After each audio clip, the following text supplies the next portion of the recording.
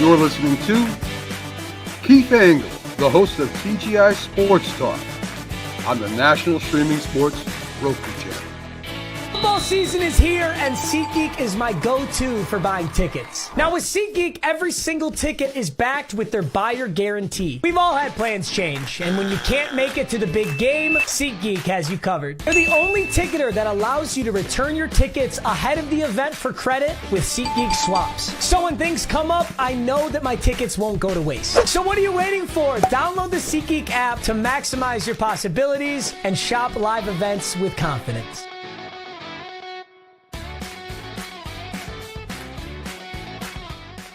Good morning, everybody. Keith Engle here for TGI Sports Talks One-on-One with Keith Engle. My guest today will be Bob Hyldburg, who is an amazing Patriots historian. Bob has been a Patriot fan, a lifelong Patriot fan. He's written books, including, let's see, what do we got here? The Ultimate Patriots Trivia Book. A collection of amazing trivia quizzes and fun facts for the diehard Patriot fans, and also a book called Relive Patriots History, 6-time world champions. I know he's collaborated on a bunch of other books as well, and we'll talk to Bob about that. Plus, he's had other media that he's participated in. He's had, I believe, his own podcast, and he's guested on other podcasts and other radio shows. Let me kill this music. And we'll have Bob in just a second. I want to welcome everybody watching on all our platforms, our Facebook platforms, both the TGI Sports Talk platform, my personal platform, our YouTube outlet, X. And, of course, we're live this morning on National Streaming Sports Roku channel as well. So welcome all of you. Get those Roku channels downloaded. It's free. Great content all over the place. Gosh, all day long, guys. Great content on National Streaming Sports, as well as some of the other outlets we'll share this show to later. Also, and I hope everybody had a great Thanksgiving, by the way. We're safe and happy and spending time with friends and family. I want to give a quick shout out to, and by the way, DDH, thumbs up to you. I know you were looking down on all of us for our Thanksgiving festivities. A quick shout out to Ralph Williams at RW Media. Ralph does some great stuff there out of Pittsburgh, specifically the Sports Corner with Smokin' Jim Frazier every Tuesday from 4 to 6 p.m. Eastern. Yours truly has been a guest several times on this show, and he certainly enjoys it. Certainly all the groups that allow us to share this show to, the ones we mention more often than not. John Gonzalez at Sports Authorities, tremendous group. John's one of the best admins, if not the best admin out there, I can tell you right now. Flo and the gang at Bottom Line Sports does his own great podcast, but it's allows us to share ours there as well. And he does his broadcasting on Let's Talk Sports, and they're a good friend of the show and allow us to share as well. Ken Krause at Golf Buds, Sports of All Sorts, and more. And one quick note before I bring Bob in, next week, we're starting to finally get some traction and getting some fresh interviews. We'll have Bob today in just a second. Next week, we'll have Billy Sample on, former Yankee, Ranger, Braves, might have played a couple other teams, which we'll certainly know about when we talk to Billy next week, but we'll have him on next Friday. Still working on June Jones. We're still working on Rick Barry. We're still working on Artis Gilmore. All these guys have committed, but we don't have dates. A couple quick good mornings. And again, we hope everybody had a great Thanksgiving. Rick Sherlock, good morning to you. Neil Bush, happy Thanksgiving to you. And Anthony's with us so far this morning. Anthony's still rooting for Oregon. We're going to talk a lot about college football today, but we will on Sunday. With that, good morning, Bob. How are you? Awesome, Keith. Great to be back again. It is wonderful to have you on. I know that some of you who have watched this show know that Bob has jumped in a pinch a couple of times to help Keith out when we were waiting for Brian Holloway, actually, interestingly enough, a former Patriot offensive lineman who was a great interview. That was fun, yeah. Yeah, and a couple other times. So I appreciate you jumping in. And then having Bob a couple of weeks ago was participating on the Friday morning show. And I said, well, let's get him on and do an hour and talk just Patriots and some of that history. And I'm glad that you did come in, Bob, because every time I think I know like enough about the Patriots, I find out stuff that you post that's just I have no, I didn't remember or just didn't even know. So I appreciate that. And Bob, again, hopefully you and your family had a great Thanksgiving yesterday before I get started. Sure we did. Awesome. You get snow out there? We had we were supposed to get like a dusting yesterday. We ended up with like 7 or 8 inches of snow here. No, well, we got rain. I'm 8 miles from Boston in Woburn, and we just got a lot of rain. But a lot of it, the snow was in Vermont, New Hampshire, 20, 30, 40 miles from us. Well, that's good. It didn't wreck our day. It just was caught us by surprise. Linda, good morning. Linda from obviously from National Streaming Sports. Glad that Linda's with us this morning. Bob, give us a little background, a little bit on your background, I guess, before we get too far into Patriots history and how you got yourself so ingrained in the world of New England football. Well, I went to my first game, 1967. Saw the Boston Patriots lose to the Buffalo Bills 44-16 at Fenway Park. My uncle had met Gino Cappelletti, and being 9 years old, I jumped on the field and actually met Gino Cappelletti inside the infield on Fenway Park, which was pretty historic. And even though they lost 44-16, I still have the program, and I was a fan from there. You know, big Gino was a big name back in those days for sure. Big name. It was. We tried many years later to get him into the Hall of Fame to no avail, but.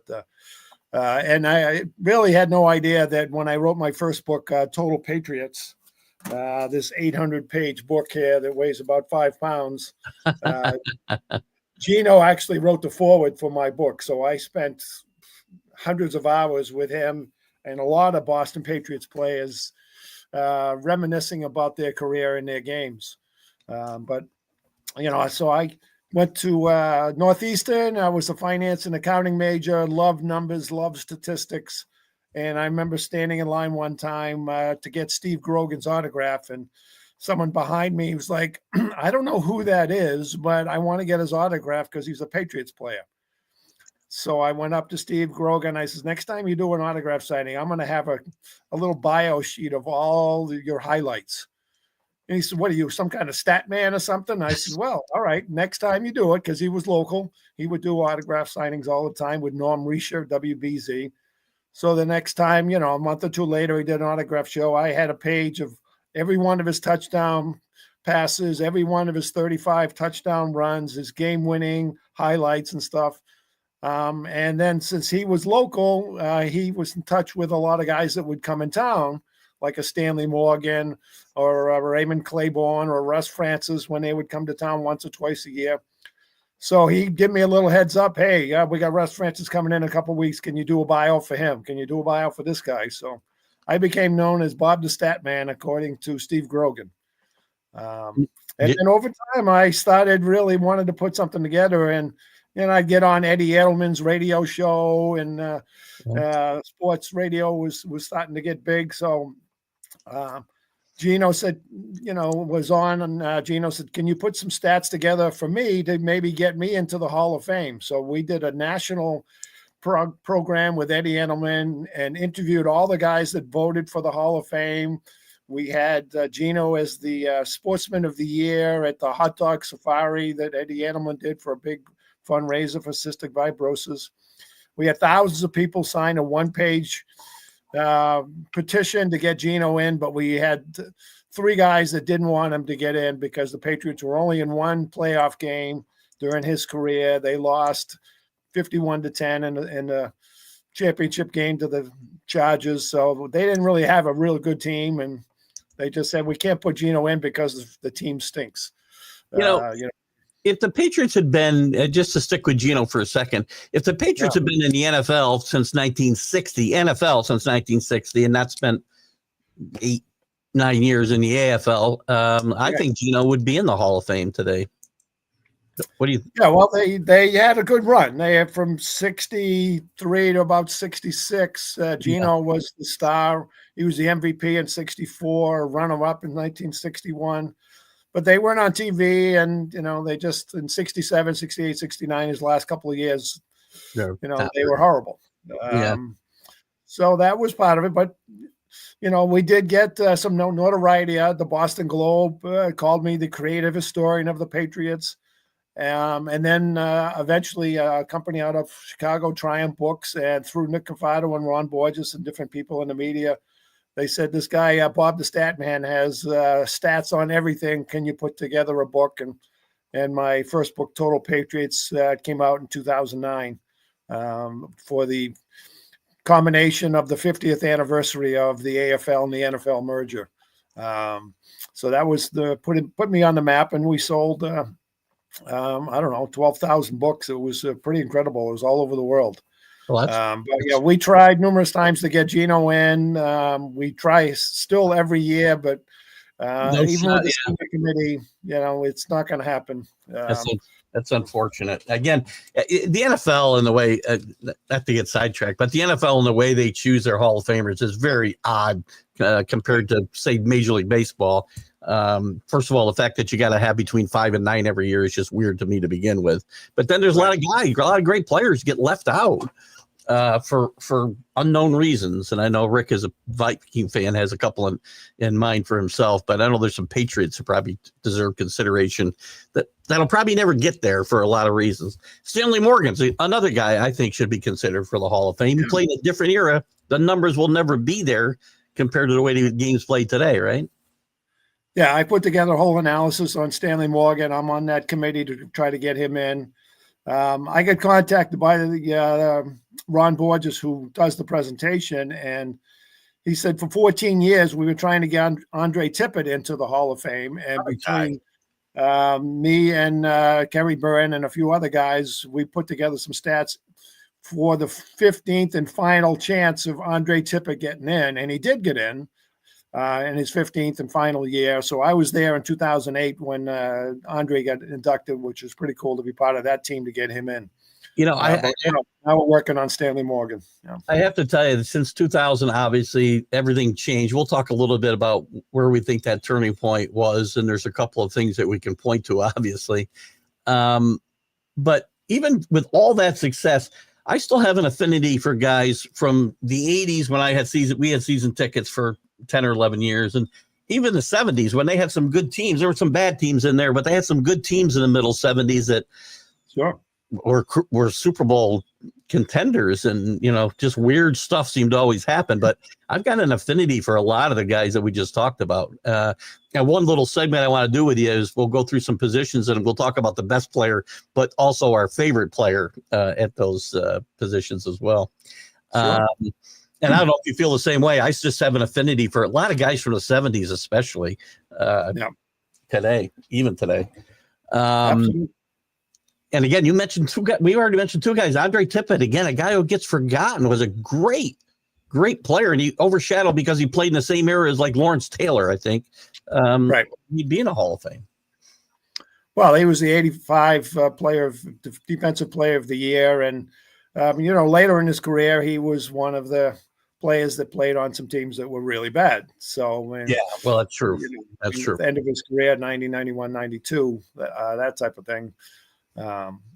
But you got to win. I mean, the Patriots, made it to the Super Bowl with Andre Tippett and, got smoked by the Bears, So a lot of these guys are looking at what you do in the playoffs. I mean, you got guys like Lynn Swann and guys like that have a little bit of a playoff glory. And, is Edelman got to get in because of his playoff glory? He didn't have, I don't know that he will. I mean, regular season career. I love Edelman, but there's no way he belongs in the Hall of Fame over Stanley Morgan, right? I mean, if that were to happen, no way. I agree. It's just weird how they vote. Yeah. As a Patriot fan, again, there's a lot of younger Patriot fans or people, sorry, I'll call you what you are, bandwagon jumpers. There's a few of those, unfortunately, especially here in upstate New York. I'm not so sure about the New England area itself, but there's a lot up this way. There's 2 points, right? There's before 2001 and there's after. And before, this was a team that, I don't know if they had maybe 5 or 6 playoff appearances in 40 years, but had some good teams. We've talked about it a couple of times. In the 60s, I know when I was too young to be cognizant of it, obviously, they had some good teams, as you mentioned. But as the merger happened, they struggled, and they started to turn things around when Chuck Fairbanks was hired in the early 70s and started to redo that roster. Right. Obviously a lot of fanfare for Plunkett coming in and played well for a little bit, but just got beat up. What are your thoughts about this franchise? And again, there was for years there was talk about this team, moving because of attendance issues and money issues and whatever else. What are your thoughts about that 70s era, and why did this team never get over the top? It was just the crazy stuff that happened in the playoffs, or other things held them back? Well, I watch a game to see how many mental errors they make, how many errors. And back in the day, the Patriots had a tendency of making a big play, but it's going to get called back because of a penalty or he stepped out of bounds or whatever. That game against the Raiders in 76, Sam Cunningham runs out of bounds, a foot short of the first down, something like that.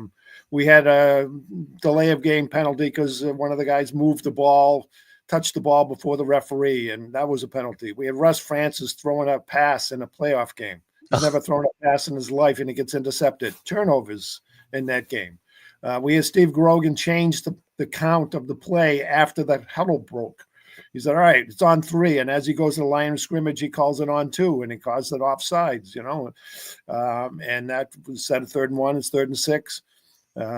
Plays like that, as well as the roughing the passer, 3rd and 18, you don't hit the quarterback in the head, That's the one we remember is that one, of course, right? Yeah.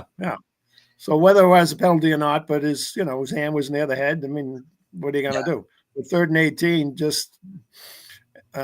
and they would have won the Super Bowl. Even though Mike Haynes got hurt during the game, he pulled his hamstring. He told me that he probably wasn't going to play the next game or 2 and he probably wasn't going to get a shot, in the leg or, whatever they needed to recover from hamstring injuries back then. You could give you a shot and get out there and play, but they would have won the whole thing because, but the Raiders, the only game that the Raiders lost that year was to the Patriots, 48-17. Yeah. Which was, we just had so much speed, so much talent. It just didn't happen. 78, certainly with the Chuck Fairbanks leaving to go to Colorado and having a co-head coach for that playoff game against the Oilers. And then they just fell apart after that. A lot of drugs back then. Well, didn't the Fairbanks thing again? And I want to talk a little bit about that and how that all came about, because he was very successful. I don't know why he wanted out. I want to get into that, but he announced he was leaving. They told him go now, and he coached the playoff game, if I'm not mistaken. He missed one game, and then he coached the playoff game. Which again, if you're going to fire him, and don't bring him back.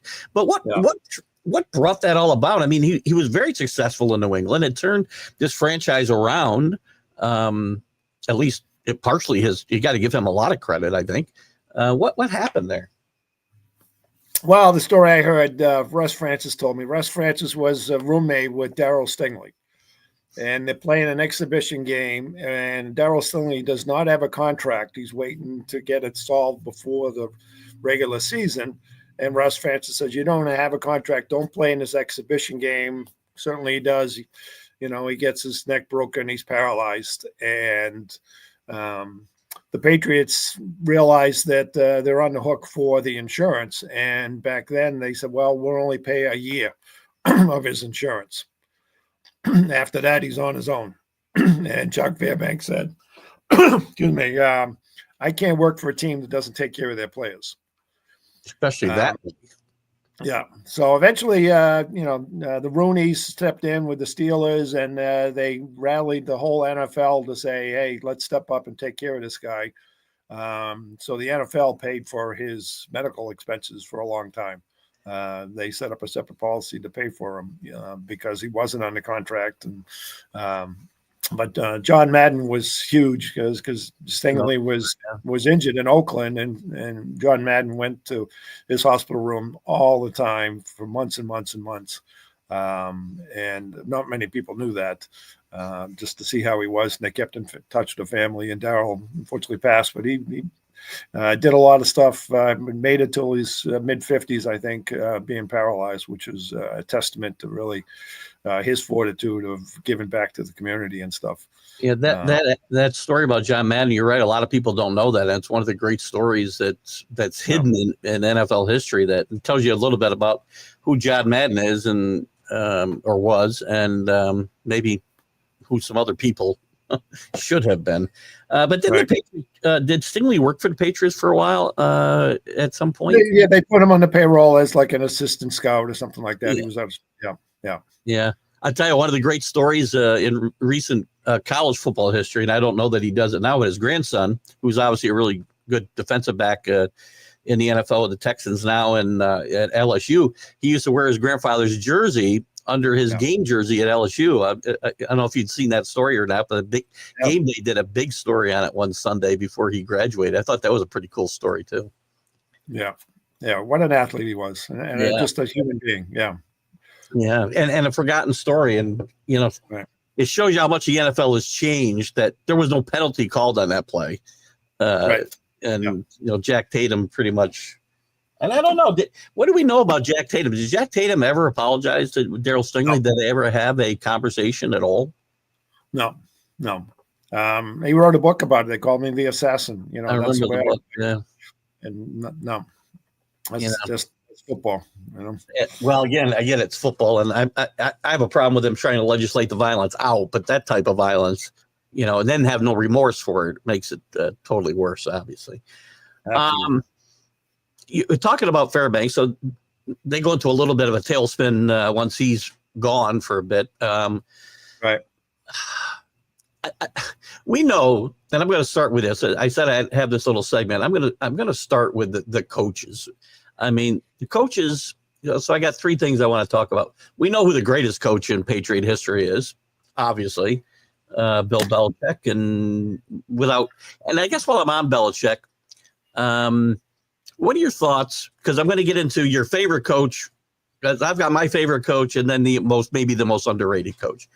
My favorite coach might surprise you. I don't know. But Belichick, since he's left, obviously, even before he left, because when Brady left, the fortunes changed, but the fortunes were starting to change before he left as well, even though they had made a playoff appearance. There's all this, Belichick could never win without Brady, would never been anything without Brady. Bill Belichick, one thing I think is a fallacy in that argument is Tom Brady would never have been Tom Brady without Bill Belichick and his staff. There would have been no Tom Brady. What are your thoughts about that whole narrative that just drives me crazy? Well, I mean, you got to have the leadership on the field and off the field. So, you look at what did Brady have during his career. I mean, he had Randy Moss, one of the greatest players of all time, and they couldn't win it, in 2007. So what does that tell you? Is it Brady, throwing 50 touchdown passes, and Randy Moss catching 23 of them, and they can't win? Right. I mean, Belichick brought in the defense. I mean, we had Richard Seymour and Ty Law, the Hall of Famers. And Teddy Bruschi making a big play. I mean, you remember the Colts game where he just rips the ball out of Dominic Rhodes' hands. Rodney Harrison. We got no respect. I mean, to bring those guys in, you need a full team. And they wouldn't have done it without Belichick having the defense and having the knowledge of putting all that stuff together. I mean, certainly the Josh McDaniels and the offense coordinator and Charlie Weiss and Romeo Cornell and the names go on and on. That was Belichick. You got to put together a full team. And JB, who was one of my favorite guys, you couldn't be more wrong. JB, he was not nothing without Brady. Again, without Belichick and that staff, Tom Brady was a 6th-round draft pick who was skinny and couldn't throw the ball with any he didn't have a strong arm, he couldn't run. They turned him into a And again, he had to have some talent, and you give Brady credit. I kind of look at it like this, Bob. They don't win 6 Super Bowls without the 2 of them. I think Right. Belichick wins a couple without him. Brady wins a couple if there's no Belichick, maybe. Right. But, the first 3 I give to Belichick. The second 3, I can say maybe it's more Brady than Belichick then, if you want to have that argument. But you can't say that it's all Brady, and it just infuriates me when I hear this stuff. So, anyway.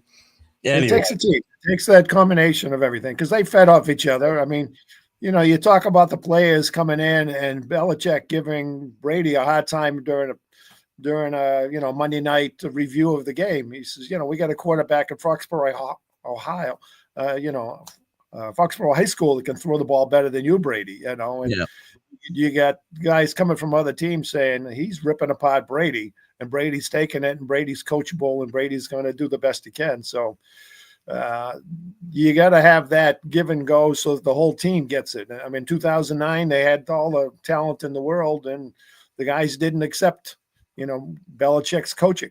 Right. So you got to, but people forget. Shula had a good run, but look at Shula had one of the great. He had one of the top 6 quarterbacks in the history of football and didn't win a Super Bowl with him. So, please come on. You need, as you said, you need both. You need both for sure. And people forget that Brady, early in his career, I mean, again, I'm not a big fan of the word game manager, but that's what he was, especially during the first Super Bowl run. They weren't letting him. He wasn't Tom Brady until the mid 2000s at best, right? I mean, we had clock killing Corey Dillon in the Colts game. I mean, you don't have you got to bring him back and have him run for 1,600 yards and all those touchdowns. Right. You got to have balance. You got to have guys that play multiple positions. And Mike Vrabel and Troy Brown playing offense and defense. I mean, is that Brady? No, that's coaching. Right. Play calling. That's not all. That's great. And again, Belichick gets beat up because his coaching tree is not that great. Well, who cares? That is so overrated in my mind. That coaching tree argument. Is Parcells better or Andy Reid's coaching tree? I mean, we talk about all these great coaches and their coaching trees. So what? All I care about is what the guy did for me. Maybe it's selfish, but I don't know. Players to make the plays too. You got to make the play. You got Asante Samuel's got to catch that pass, in the Super Bowl, and we win another Super Bowl. Let's see. He lost the Super Bowl with Marino. He lost the Super Bowl with Woodley, and he won not with Greasy, but with some great running backs. So he was a great coach. I'm not taking anything away from Shula, but he doesn't have 6 rings. I'm sorry. No. Also lost. Pretty sure he also lost the Super Bowl to the Jets that changed the whole history of the NFL. So. He lost one of the most important games in the history of football. Staying on the coaches. So Belichick's obviously number 1. Who's your favorite coach? Raymond Berry is probably the guy that everyone loved. He wasn't so much a coach. He was just the guy that really you could relate to. He was a player's guy. He understood the game.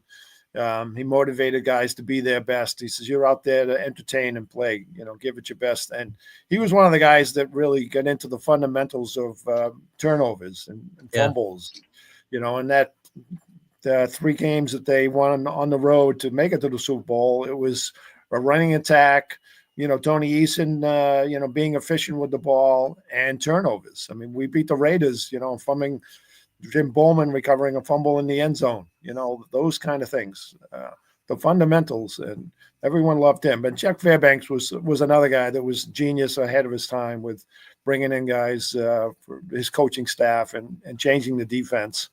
Those are my top 3. My favorite coach, as far as the best coach, is Belichick, and I think Barry and Fairbanks. I'll give you that. My favorite coach is Pete Carroll. I have no idea why. Pete Carroll is my favorite coach with the Patriots. I just loved his attitude. I liked that type of attitude. So much different than Belichick, obviously, is from coaching styles. But I liked him. I know Kraft liked him, and I know Kraft has talked a lot about one of his biggest regrets was having to fire Pete Carroll at all because he loved the guy and he just had no choice. But and I have Raymond Berry kind of as my most underrated head coach maybe with Patriots. So who's your most I'll give you that one too. Is there an underrated guy that you haven't mentioned that you would consider? If you covered Mike Holloway really put together a decent team, even though we didn't have a lot of players back then, but it was an exciting game when the Boston Patriots were playing. They had Gino Cappelletti and Babe Parilli and Larry Eisenhower and Nick Bonaconi, and there was a couple, and they had a chance to play in the first Super Bowl, but the Jets beat them. Joe Namath beat them in the Jets, and Babe Parilli threw a couple interceptions in '66. So for a couple of years, it was a fun, and he was a local guy, Boston College guy, Notre Dame guy, and we had a lot of people that go to games that were just local homers and stuff. But Holloway was a cool guy, and there's a cool book about his career back in the '60s. I forgot that Phil Bankston coached his team for 6 games and was 5-1, I think, or something like that. No, he's 1-4. Sorry, 1-4. Yeah. I'm reading my number wrong here. Worst coach. Mine's easy. Who's the worst coach in Patriots history? Not many players liked Ron Meyer. Even though he was there for the snowball game and the 3-0, against Don Shore. But he was a character. He was in over his head. They called him a used car salesman. But Ron Meyer, even though I think they'd make a playoff in '82 or whatever, but not many players really respected Ron Meyer. He did get a playoff appearance. You're right. Took over not a great team, but I'll give you Rod Meyer. I kind of have a 1 and 1A. Rod Rust has to make my list here. I sat through that season freezing my ass off. I'll give you that too. Yeah, he just couldn't communicate. Yeah. Since we're talking about coaches, and we have to talk about, JB, the GOAT, Bill Belichick. The turning point for this franchise, before we get into some other stuff, around that 2001 season was a turning point. Is a turning point, again, maybe it was before that, is a turning point of this franchise maybe years before that when Kraft buys the team and it takes a little time? Is it Belichick coming in here? Is it Brady taking over a quarterback? What do you see as the real, the catalyst that really turned things around for that 20-year run? Well, I think we got to go back to Parcells too. We can't forget about what he did. When Parcells came in, Orthwein brought him in. And there was, generally when you went to a Patriots game, you went to see the other team play, and you hoped that it was a good game. And if the Patriots won, you were happy. Yeah. But when Parcells showed up, everyone was in line. I've met people that waited 4 hours, 6 hours to get season tickets back then when he was there. And he put us on the map, and, with Ben Coates and Bledsoe and, the game against the Minnesota, and said, just get out there and wing it. He throws 70 passes and completes them and beats them in overtime, and Maurice Hurst and, that whole team. And then going to the Super Bowl, and, unfortunately they lose to Green Bay, and Troy Brown gets hurt, and, and the guy that's takes over in his position doesn't make the tackle on Desmond Howard's kickoff return, and Reggie White goes nuts, and, and Bledsoe throws a couple interceptions. But Curtis Martin, that whole little run there was amazing. And that put us on. And then it got the team, the fans fired up again. Doesn't and this is me, and I have a lot of problems with Bill Parcells. He's a great coach. I think he's a horrible person. I've sat next to him at a bar here in Saratoga, and I don't like the man. But he left every team. He left in disarray. I can't get over. I mean, yes, he did a great job. The team was going to move to St. Louis. It was going to move to all these places, and Parcells coming in here helped change that situation. I get that, and we'll talk about Kraft in a second. But I can't get over that I can't get past that whole Super Bowl week where he was negotiating with the Jets, and it was very obvious, and he made that whole week about himself. And then the fact that he kept kicking the ball to Desmond Howard in the Super Bowl just iced it for me. I can't. Sorry, Fat Bastard is always going to be my nickname for him, but he can coach. I'll give you that. I think Bob Kraft's story and the way he acquired this team is just fascinating. right? He bought up he bought the parking lots and bought up all the land around the stadium, then finally bought the stadium and leveraged all that into getting the football team. It's just a tremendous, I think, story in business acumen, if you will. What are your thoughts on Bob Kraft and that part of his legacy? Yeah, I think he became a season ticket holder. I don't know if it was 72 or 73, something in that range. And actually, just a quick story about 1972, the first Monday night game that they played at what they called Schaefer Stadium was against the Colts, and their halftime show was this guy that blew up a hot air balloon and jumped out of a hot air balloon the 50-yard line called Jumpin' Joe Gerlach. And he landed on this hot air balloon and a gun went off, or a cannon went off. And I was at that game, the first Monday night game. And of course, it was first Monday night game. So people got to the stadium about 2:00, and by 8:00, they had already been drunk twice. And there was hundreds of people that got arrested that night, and they didn't have another Monday night game for another 6 more years. So it was pretty crazy, but Kraft coming in as a season ticket holder fan, sitting on the aluminum benches for all those years. Oh gosh. And having that opportunity when, the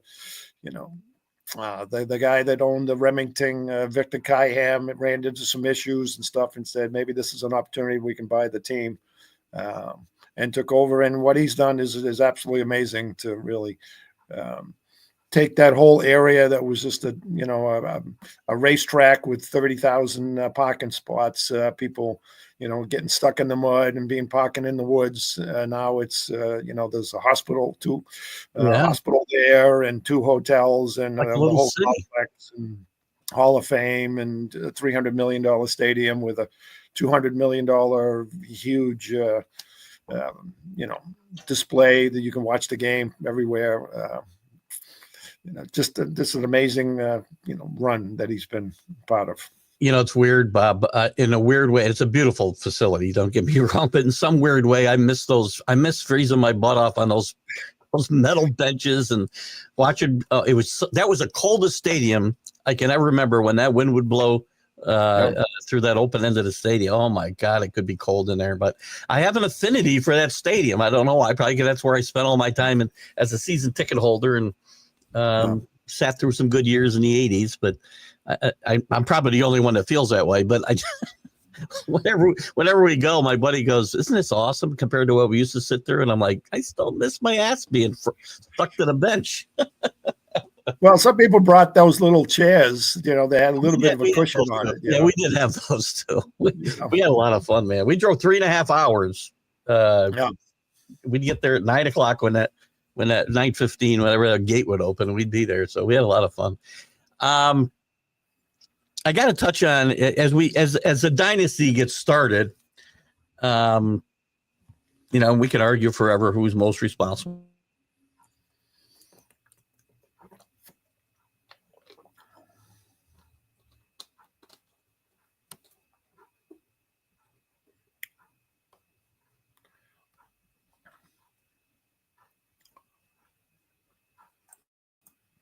Somehow I muted myself. Sorry about that. I lost you. Yeah, there we go. Real quick, JB, I just got to address the last part of this because I didn't read it. Don't be a homer.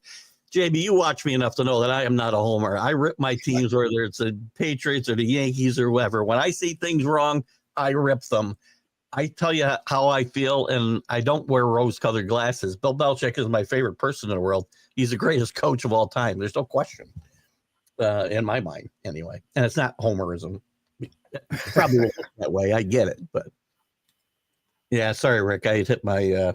I got a keyboard that somehow, when I hit my space bar, and then I put 2 keyboards on top of each other, which is not a good idea. Anyway, I want to move on to my next controversial subject, because that I'm very spoken on. The whole Spygate, Deflategate. My problem with all of these things is, I have the opinion. And I even took it as far as, Harbaugh and Michigan and all that stuff last year. All these teams do the same things. Everybody's looking for an edge. And when it's selective prosecution, because you find a team, if you want to bring somebody down, you will find something to do it. In the NFL, in college football, wherever we're talking about, The Patriots weren't the only team filming signals. And the Deflategate is the biggest freaking ridiculous scandal in the history of professional sports, in my mind. What are your thoughts on these things? And again, I was angry at the time, especially we didn't need to be doing any of this stuff. We're good enough. We didn't need that stuff. That made me angry, but it's overblown, I think the whole thing. Well, Deflategate, that was certainly against the Colts. I mean, we got the Colts coming up this weekend, so I'll just throw that out there. But you didn't hear about the Carolina-Minnesota game earlier in the year that the footballs were deflated because it was cold in Minnesota and nobody cared about Carolina and Minnesota.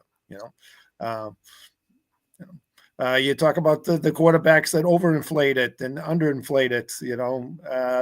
That came out. Yeah, nothing to see here, people. A bunch of guys said that, right? Well, I want less air. I want more air.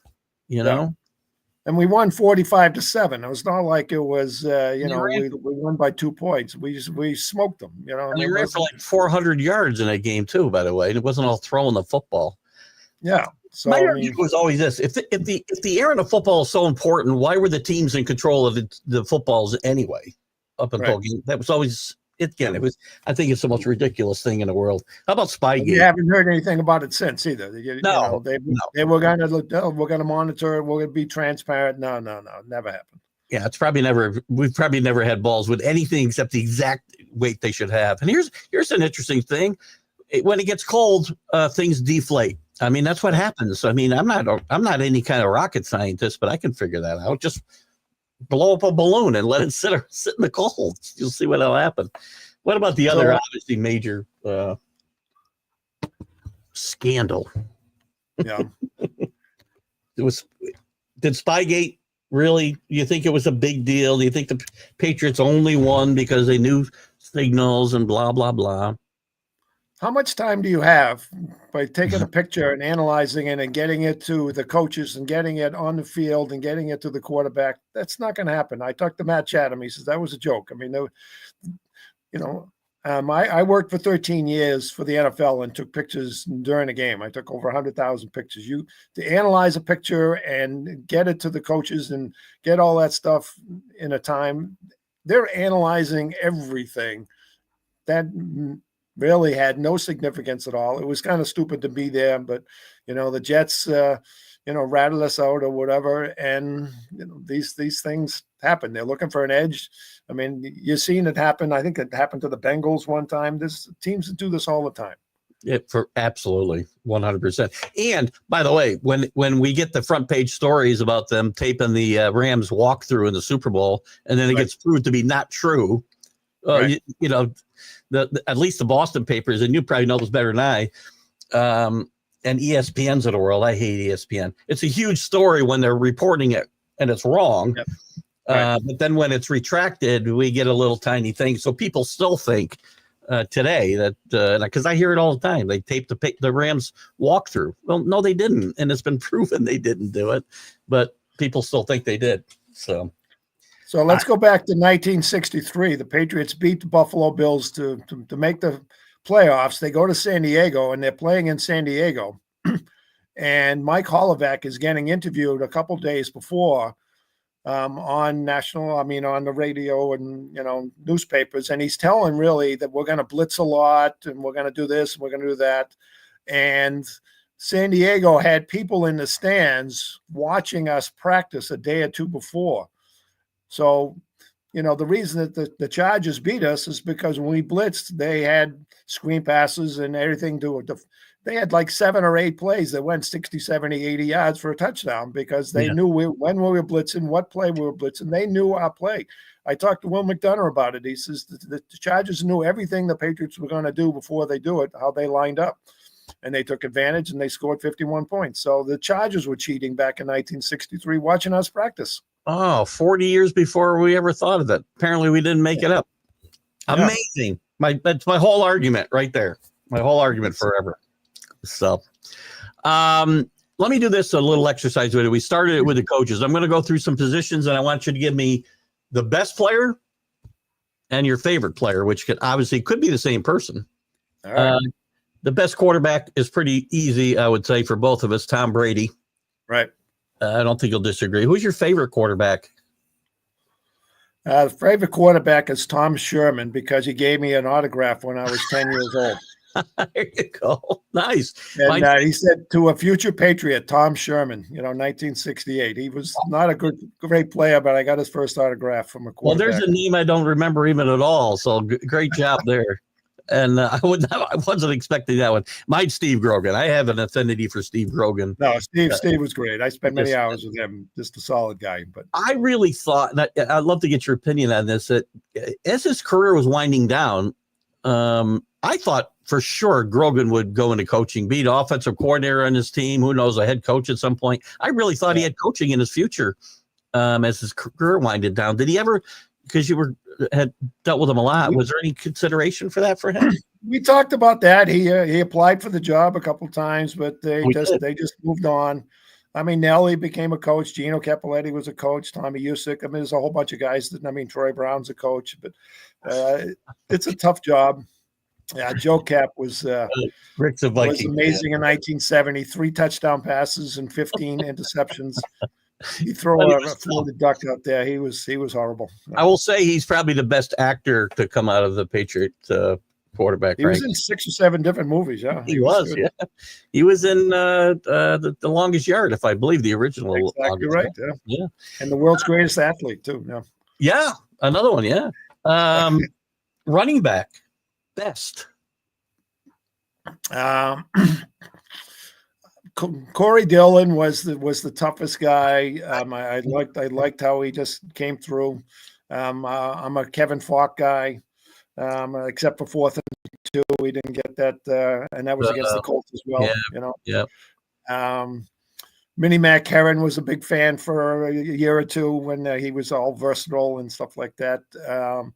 And Jim Nantz was probably the guy that I think. I mean, Curtis Martin had a real good run for a while, but I love Jim Nantz because he just, one of the things that there was not a lot of nutrition back then, and the coach said, if you gain too much weight, I'm going to put you on the offensive line.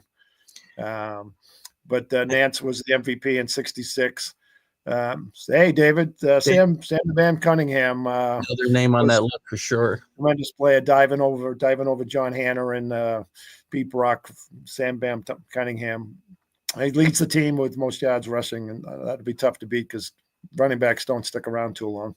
Yeah, I had my best was Corey Dillon for a short period of time, but I think he was the best running back that played for the Patriots. And I had Cunningham and Nantz as kind of my favorite running backs outside of that. But they had a lot of really, if you think about it, they had a lot of underrated running backs. You mentioned Mac Heron. Andy Johnson is a name that doesn't come up a lot, but he had a really productive run in the 70s. And Curtis Martin, Don Calhoun.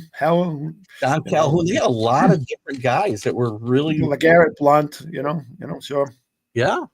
Antoine Smith in that first Super Bowl run was instrumental for sure. Wide receiver. That's an interesting one. The best. Stanley Morgan should be in the Hall of Fame. I've got every one of his touchdown passes, every one of his receptions I've analyzed to what he did in the 2nd and 3rd and 4th down. He just took off and they just couldn't catch him. Gino Cappelletti was a clutch guy. I liked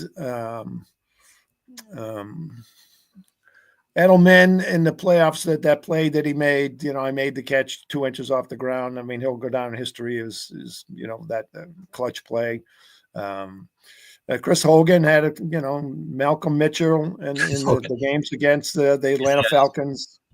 My wife called him Crazy Eyes Chris Hogan. He was a great lacrosse player, right? Chris Hogan. And Crazy Eyes. Every time we saw him, he looked like he was going to murder somebody. Mine, I have the same guy for my favorite and the best. Stanley Morgan was my favorite and the best. You left out Irving Fryer. I had Irving Fryer on the show. Very interesting interview we had a couple of years ago. And Irving was a great player, but never really got it together in New England. And he kind of admitted that part of that was him. A lot of that was him. But he really became a great player, a better player elsewhere, unfortunately. 19-year career. Yeah. There's a guy who might be a borderline Hall of Famer, by the way. I'm working with him to get that, but he just didn't really have a really solid, couple of years. I mean, the Eagles a little bit, Miami. But he had some He had good a years big in game Miami. against against the Patriots, got 200 yards receiving. Yeah. He's close, but not, Tight end, best seems easy. Yeah, I mean Gronk was amazing. If you remember when he threw Sergi Brown out of the club and knocked him into a camera, against the Colts game, that kind of stuff.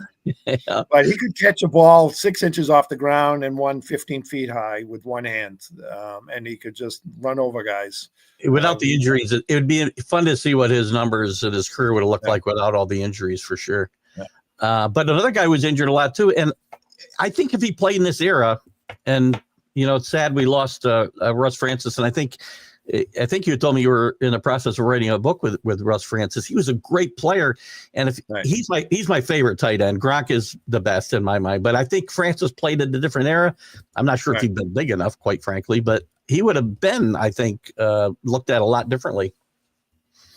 Yeah, he learned how to make a one-handed catch because of Darryl Stingley. He says, if Darryl Stingley can make a one-handed catch catching over the middle, I can do that too. But he only played 1 year in college football, so he wasn't a football player. The only reason he came here is, to some extent, other than the money, is that he wanted to go to the Red Sox game. And they said, we'll get you Red Sox tickets, because he was a pitcher drafted by the Kansas City Royals, and he liked baseball more than football. Oh, God, that's interesting. Yeah. I know you're writing a book, and sadly he passed away up here near Lake Placid, not far from where we are in upstate New York. And is that book deal done now that he's gone, or is it still something you're going to pursue? Yeah, you really got to promote it, and he had to be there to promote it. Yeah. So, I've talked to his family, but there was some stuff that was a little shaky too. We didn't know if it was going to be a fiction or a nonfiction, because some of the people that he had rendezvous with are still alive, and he didn't know how to mention them. So, I see. So we didn't get too far with where we were going to go, but the title was No Coincidences. That all the stuff that he did, unfortunately, died in a plane crash. But I hope someday you find a way to get that book done. I think it'd be very interesting. Yeah, it is very interesting, to say the least. Yes. Offensive lineman was very easy for me because it was the same pick for best and favorite. I got a feeling you'll be in the same place. Maybe not. Well, Hannah was the most intense guy. I had the privilege of actually speaking with him at the Hall of Fame luncheon at Andre Tippett's thing. We shared the stage at the Hall of Fame, so that was pretty cool to have him recognize me, and we kind of did a little interview with the Canton Hall of Fame. Very intense guy, very spiritual guy, and he elevated everyone's game. He was more of a Tom Brady, pick up your game. There was one time that Pete Brock blew out his knee in the first play of the game, and Hannah said, "Can you go one more play?" And Pete Brock says, "I'm not going to tell John Hannah that I can't go one more play." And he played the whole game, and they won the game. And after the game, he had surgery on his knee because he couldn't even walk. But I'm not telling John Hannah I'm not playing. There was some good offensive linemen there, and that team is especially some underrated guys. We talked to Brian Holloway from that team. You mentioned Pete Brock and other names. Leon Gray. Leon Gray, right? Some great, and they ran the ball, as you said earlier, very well, and things just blew up in the Super Bowl and got out of control too fast. They were just overmatched, unfortunately. Yeah, no question. Defensive player, I just selected total defense, but Tippett's my guy for actually best and favorite. He's way underrated and should be in the Hall of Fame, as we talked about earlier. Yeah, well, Tippett is in the Hall of Fame. Oh, did he get to the Hall? Tippett got in 2008. Yeah, we got him in. Ty Law was a unique case. Great player. He'd be in the meeting room, and they're like, "We're doing this, we're doing that," and then Ty Law said, "Well, I'm not doing that. I got my guy one-on-one. You guys work around me." And they did. And and he was in Peyton Manning's head numerous times, like, "What are you doing there?" And you thought we were in this cover, and Ty Law comes out of nowhere and picks him apart. 3 times in the playoff game. And Manning was very studious. You're not supposed to be there. Yes, I know. And that's why I was there, because I thought you knew that I wasn't supposed to be there, and I was there, So Ty Law was phenomenal. And my favorite is probably Teddy Bruschi. He wasn't. Oh yeah, that's another one. He wasn't a guy that made Pro Bowls and all that kind of stuff and got a lot of publicity, but he was just at the right place at the right time. A lot of plays. He had 4 interceptions to return for a touchdown. Just a guy that really studied and made the best of it. And of course, he had the heart attack and the stroke or whatever, and came back and played some more. Just a solid guy, and now he's an announcer and stuff too. But yeah, just a super guy.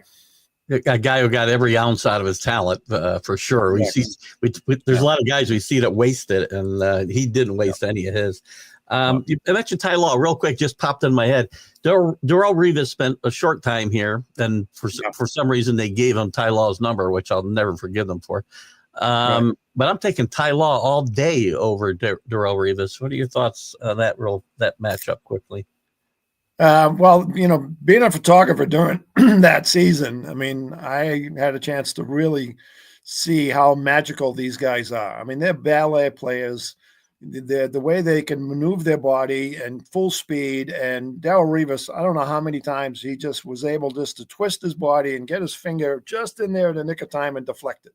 Not that he had a lot of interceptions, but he just broke up a lot of plays. And I was like, how does this guy run in full speed, turn his body and turn his hand and get it in there and just deflect it away? Absolutely amazing athlete. And my buddy David Bowen, we're going to a game this weekend together. Rodney Harrison, no respect. I mean, one of the things that Belichick saw is Rodney Harrison was practicing against his team and was just laying guys out, on the field an hour before the game, saying, "Hey, we're playing." And Belichick, a couple of years later, when Rodney became available, he said, "I saw you so intense, in a pregame, just warming up with your team." He said, "I want that kind of player on my team." And of course, Rodney should be in the Hall of Fame. He's probably another guy that I would to project to get into the Hall of Fame. But he was another guy, right place at the right time. Ben Roethlisberger, the 85-yard touchdown interception. He knew what was going to happen, and Ben had no idea that Rodney was going to make that play and take it the whole way. But he set him up for that. So I love all these guys that deceive and kind of magician, just kind of pop up and where they're supposed to be and make the play and bring it back for a touchdown. And certainly he had a lot of interceptions in playoff games too. So I love Rodney. And he was a good player, David. I agree. I think his best days were in San Diego, but he was still a smart, tough player. And I'm still shocked today, because if there's one guy I want on the helmet catch with David Tyree, it's Rodney Harrison. That's the one guy you'd want in that situation. And it's shocking still to me today that he didn't get knocked that ball away somehow. So good call. Kicker seems pretty easy to me as well. I have an affinity for John Smith because of the snowplow game, I guess. But Vinatieri is obviously the best kicker and my favorite kicker as well, for a lot of reasons. For that game against the Raiders, the Tuck Rule game, for him to kick that field goal, and even Gino and Gil Santos, they're announcing they couldn't even see the ball go through the goalposts because there was so much snow. To kick a cold football, 40 to 40, whatever, how many different yards it was, in 6 inches of snow, in a huge game like that. That's probably one of the greatest plays ever. Yeah, it only got about 9 feet off the ground, didn't it? That first kick, jeez. And the other part of that is the Raiders didn't even try to block the field goal. You didn't see hands up there or anything. Their head was spinning about what happened, and they just kind of gave up. And that's the mental part of the game that I like to watch, is that, if you make a play or two, that could have changed the game. The Raiders had chances to win that game, and their head was out of it. They were just like, well, we're going to lose this game. And that mental part of it, they shut down. And that was one, they could have blocked that field goal probably fairly easily if they put their hands up. Yeah.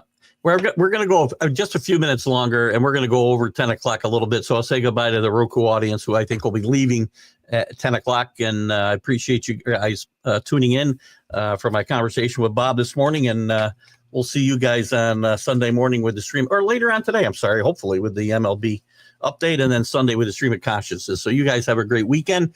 And I'm going to continue with Bob just a little bit here, not too much longer, but I had a few other things I wanted to cover, and I want to see if there's anything you certainly want to point out. But I want to talk now, if we can, a little about where we are now. I know. I was very happy. I was very excited when Gerard Mayo got the job, and I've been very disappointed in him, mostly because of sideline demeanor, and just it doesn't, to me, it's just not a good look. I see a lot of bad body language and stuff out of the sideline. It seemed to improve the last few weeks, and maybe it's just, a learning curve for Gerard, because he hasn't been a head coach or even really a coordinator, at least not in name. Is this team on the right track? As Derek May has added some excitement. At least the games aren't boring, I guess. Well, last week's wasn't great, but at least the games have a little excitement. Do you have some? I've had my doubts this season. I was not a big fan of Derek May. I thought that we should have gone, and I'll be very upfront about this, and you can give me your opinion. In last draft, I would have been more happy taking Marvin Harrison Jr. with that spot and getting a quarterback later, because I thought they were too far away to be drafted a quarterback right now. Maybe I'm wrong. May looks great. What are your thoughts on this team, and what's going to take are we on the right track, and what's going to take to get it turned around? I don't think we're on the right track. I think it's going to be a few years. Well, I didn't mean next year for sure. I mean, you look at the 2022 draft. I think there's two guys left from that draft, just a couple of years ago, and Cole Strange is still not back yet, and Marcus Jones. So you got to build with the draft, and they need 15 or 20 players. I mean, that's going to take 3-4 years. You got 3 1 year and 4 another year. You don't have any talent. I mean, I've looked at that. When Brady was around, you had 7 or 8 guys maybe in the top 100 in the NFL in some of those years. Now we don't have anyone in the top 100, pretty much. Whether the coaching is a whole different thing. Like you mentioned, Rod Rust. I mean, he was a tremendous defensive coach back in the day, but to take over a team and to balance all of those things and get all these new guys in there, Alex Van Pelt, et cetera, that's a tremendous challenge on itself, just being someone that can motivate and make decisions. As much as he relates to the younger guys because he's a younger coach, age-wise, whether or not he can make those decisions. I mean, you look at some of the decisions and really some of the fundamentals has been sad. I mean, you look back in the 70s and 80s, guys are lining up and they're off the line of scrimmage and offside penalties, and that's a mental thing. That's a coaching thing. Agreed. How do these guys play 8, 10, 12, 15 years and then get in a game and line up wrong? That blows my mind. That simple type of thing, and that's what a Raymond Berry and guys like that, they stress the fundamentals. Belichick, fundamentals. Let's do it again. Whether or not he's that intense to do that, he calls them soft during the year. Did that motivate them? I don't know. That's not something you really want to present to the world. Not as a first-year head coach either. If you're Bill Belichick and you call your team out as soft, well, that's one thing. Yeah. But first-year head coach, with the kind of, as you said, the kind of mental mistakes that are happening here that are on him and his coaching staff, don't be pointing fingers. There's a lot of places you can point fingers here. And I don't know. Maybe listen, I love Bill Belichick, and maybe he stayed 2 years too long, but because a lot of the problems now are because of the drafts that he was in charge with at the end. And right. I mean, if you want to hang something on him, that's about the only thing I'm going to hang on him for sure. Would you rather see Mike? I would, but I think they committed. They had no choice. I mean, the way I understand it, and Bob, maybe you've got a different view on this. They had no choice but to hire Mayo because of his contract, even though Vrabel had come available. Yeah, and that was an interesting thing to get him inducted, Mike Vrabel inducted into the Patriots Hall of Fame and have him be the coach of another team. That was kind of a fun thing, but also kind of weird that, and then Vrabel gets released. I wouldn't mind seeing him down the road, but I think Kraft, if he sees a lot of empty seats and, right now tickets are, available for pretty inexpensive, for a team that wins 3 games. And I don't see him winning, the last couple of years. That's not something that Kraft's going to put up with. I would love to see Vrabel. The problem is the timing is I don't see Kraft firing Mayo after one season, and Vrabel's getting a job in this cycle. There's no way Mike Vrabel's not coaching a team next year. So the timing may never line up for these two. And I think Vrabel will be perfect here. I think he'd be awesome. Yeah. So great point. You got to win. You got to win. Yeah. Bob, what have we talked about that we should have talked about up till now? I just want to give a little bit of a history of the Colts, because the Colts are coming up.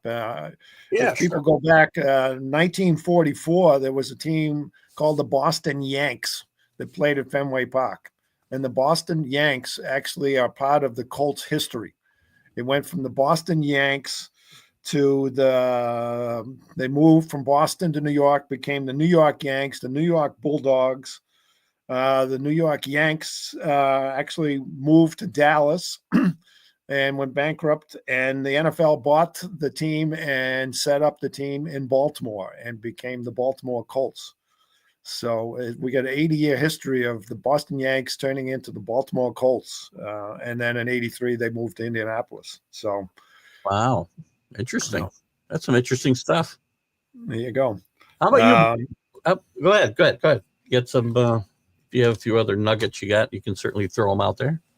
Yeah. So the first AFL exhibition game played at home against an NFL team was the Boston Patriots playing the Baltimore Colts in 1967.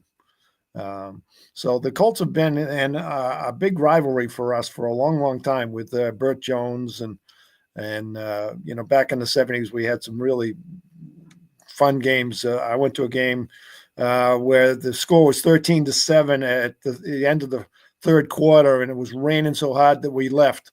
And the final score was 34-27. It was touchdown. John Washington went off.